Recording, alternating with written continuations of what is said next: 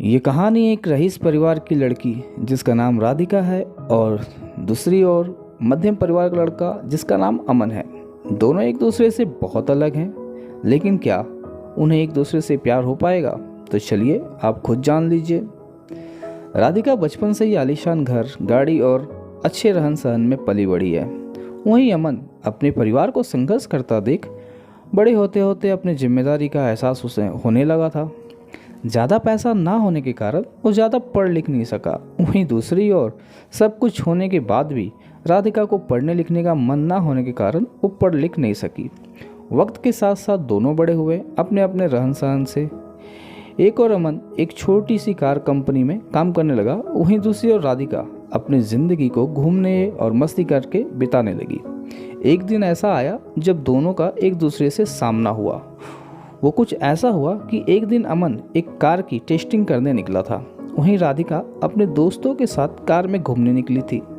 थोड़ी दूर जाकर राधिका की गाड़ी खराब हो गई और उसी वक्त अमन ने देखा कि कोई उससे लिफ्ट मांगने के लिए हाथ दिखा रहा है। अमन गाड़ी साइड में कर गाड़ी से उतरा और राधिका के पास गया। फिर गया, राधिका ने उसे देखकर पूछने लगी, क्या आप हमें कुछ दूर तक लिफ्ट दे सकते हैं? अमन उसकी बातों को सुना और चुपचाप गाड़ी की ओर चला गया और गाड़ी चेक करने लगा। ये देख राधिका को अच्छा नहीं लगा कि वो किसी से पूछ रही है और अमन जवाब नहीं दे रहा है। अमन कुछ देर बाद बिना कुछ कहे वहाँ से चले जाता है। ये देख राधिका को कुछ समझ में नहीं आया। तभी पीछे से आवाज़ आई, राधिका गाड़ी चालू हो गई है, अंदर आ जाओ। ये सुनकर राधिका ने उसे शुक्रिया करने के लिए उस अमन के पास गई, लेकिन तब तक अमन निकल चुका था। फिर राधिका गाड़ी में बैठी और चली गई। एक दिन आया जब राधिका का जन्मदिन था। वह हर साल की तरह अपने परिवार के साथ मंदिर गई। उसने अमन को फिर से देखा। देखते ही उसके पास गई और उससे कहने लगी, शुक्रिया उस दिन के लिए। ये सुन अमन ने उसे देखा और मुस्कुरा दिया। ये देख राधिका ने अमन से पूछा, क्या तुम बोल नहीं सकते? उस दिन भी जब मैंने तुमसे पूछा था, बात किया था, तो तुमने जवाब नहीं दिया, और अब जब मैं तुम्हारे पास खुद आई हूँ और शुक्रिया कह रही हूँ तो भी तुम मुझे जवाब नहीं दे रहे हो। अमन ने कहा, मुझे देर हो रही थी, लेकिन मैंने वहाँ तुम्हें देखा कि तुम लिफ्ट मांग रही थी, इसलिए मैंने गाड़ी रोककर तुम्हारी गाड़ी ठीक कर दी। फिर दोनों के बीच बातचीत चलने लगी। अमन को देर हो रही थी। अमन ने कहा, अब मुझे जाना चाहिए, मुझे ऑफिस के लिए लेट हो रहा है। जाते जाते अमन ने उससे दोस्ती का हाथ बढ़ाया और कहा, क्या हम दोस्त बन सकते हैं? ये सुन राधिका ने कहा, मुझसे दोस्ती? मैं हर किसी से दोस्ती नहीं करती।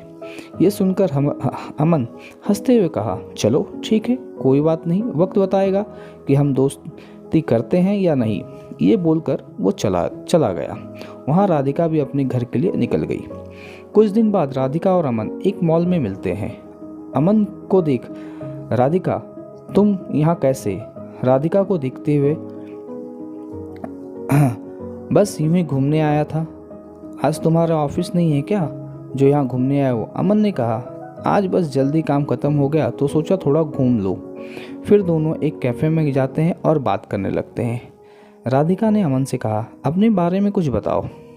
अमन हंसते हुए कहने लगा, मैं क्या बताऊँ अपने बारे में? मेरा तो बस एक सादा ज़िंदगी है, जहाँ रोज़ सुबह ऑफिस जाता हूँ और शाम को घर जाता हूँ और कुछ काम कर लेता हूँ, फिर खा पी के सो जाता हूँ, फिर अगली सुबह से वही। फिर अमन ने पूछा, आप क्या करते हो? ये सुन राधिका हंसने लगी और कही, मुझे कुछ करने की ज़रूरत नहीं पड़ती, सब कुछ बिना किए ही मिल जाता है, तो मैं क्यों कुछ करूँ?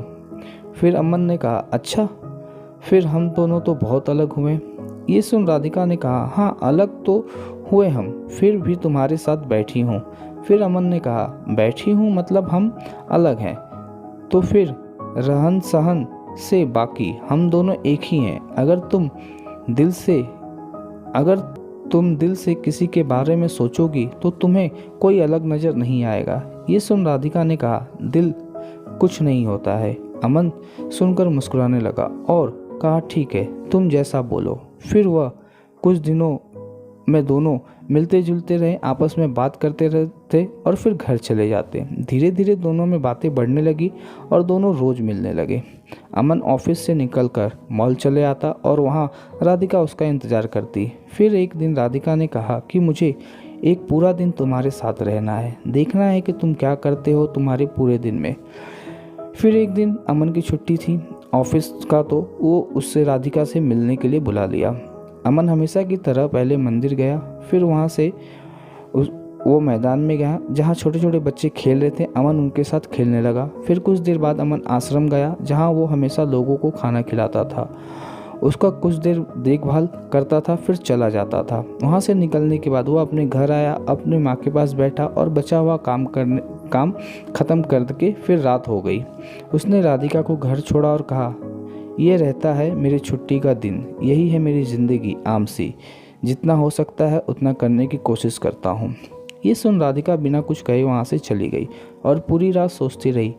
ऐसा भी लोग हैं जहाँ अपना छोड़ दूसरों के बारे में इतना सोचते हैं, और एक मैं हूँ जो आज तक अपने मम्मी पापा की मदद करना तो दूर, उनसे कैसे हो ये पूछी भी नहीं, वो क्या करते हैं ये भी नहीं पूछी। ये सब सोच राधिका भावुक हो गई और अपने माँ के पास चली गई। उसे देख माँ ने उसकी काम कर रही थी। जैसे वो पुकारती है माँ, तो वहाँ से उसकी मम्मी कहती है, क्या चाहिए तुम्हें। ये सुन राधिका और भावुक हो गई और माँ कहते हुए नहीं कुछ चाहिए ये कहते हुए वहाँ से चली गई। बस वो एक पल था जब राधिका को एहसास हुआ कि सच में दिल से सोचने वाले लोग होते हैं। फिर क्या, मानो राधिका की दुनिया ही बदल गई। अगली सुबह वो पापा के पास गई और कहने लगी, आज से मैं आपके साथ ऑफिस आऊँगी, मुझे भी अपना काम का बोझ उठाना है। ये सुन पापा सोचने लगे कि ये क्या, मेरी बेटी आज इतने सालों बाद अचानक ऐसे ख्याल कैसे आ गया। अंदर से पापा बहुत खुश थे कि बेटी बड़ी हो रही, अपनी जिम्मेदारी के काबिल बन गई है। फिर शाम को हमेशा की तरह अमन से मिलने चली गई। बस फ़र्क इतना था कि आज वो घर से नहीं अपने ऑफिस से आई थी।